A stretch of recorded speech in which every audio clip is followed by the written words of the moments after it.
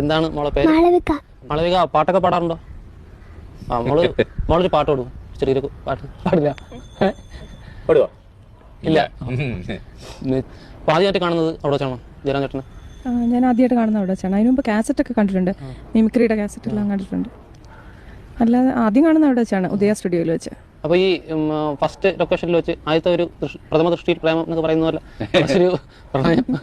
പ്രഥമ ദൃഷ്ടിയിൽ തലയെ കൊടുങ്ങാന്ന് പറയില്ല, അത് തന്നെയാണ് ചേട്ടൻ പറയണത്. ചേച്ചി ജയറാം ചേട്ടൻ ആദ്യമായിട്ട് കാണുന്നത് സിനിമയിൽ കണ്ടാണല്ലോ ചേച്ചി? ആദ്യമായിട്ട് കാണുന്നത് നേരിട്ട് കാണുന്നത് ലൊക്കേഷനിൽ വെച്ചാണോ? അവിടെ വെച്ചാണ്, ഉദയ സ്റ്റുഡിയോയിൽ വെച്ചിട്ട് 1988 ഫെബ്രുവരി 18 വൈകിട്ട് 5 മണിക്ക്. അല്ല, ഇങ്ങനെ ഞാനിങ്ങനെ സംസാരിച്ചിട്ടുണ്ട്, ജയറാം ചേട്ടൻ മുമ്പ് പറഞ്ഞിട്ട് ഓട്ടോഗ്രാഫ് വാങ്ങിക്കാൻ വേണ്ടി ചെന്ന് ഇങ്ങനെ ക്യൂ പണ്ട്. അതൊക്കെ ഇവിടെ തന്നെ പറഞ്ഞിട്ടുണ്ടാക്കണ വെറും കിംവദന്തികളാണ്.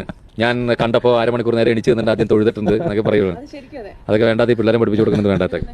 ശരിക്കും ആദ്യം എന്നെ കണ്ടപ്പോൾ ഞാൻ സുമാരി ആൻറ്റിയും കൂടെ മദ്സാറിനെ ഞാൻ മീറ്റ് ചെയ്യാൻ വേണ്ടി പോയത്. അപ്പോൾ മദ്സാറിന്റെ റൂമിലുണ്ടായിരുന്നു ജയറാം. എന്നെ കണ്ടിട്ട് എഴുന്നേറ്റ് എന്ന് തൊഴുതു. ഞാൻ ഇരിക്കാൻ പറഞ്ഞിട്ട് ഇരുന്നില്ല, കുറെ നേരം എഴുന്നേറ്റ് തൊഴുതുണ്ട്. ഭയങ്കര ബഹുമാനമായിരുന്നു. ആ ഒരു ബഹുമാനം ഇപ്പോഴും ഇപ്പൊ ഇല്ല. ഇതൊക്കെ കേട്ട് വിശ്വസിക്കില്ലേ മക്കളെ, ജീവിതം തകർന്നു പോകും. ഞാൻ ഒരു കാര്യം ചോദിക്കട്ടെ?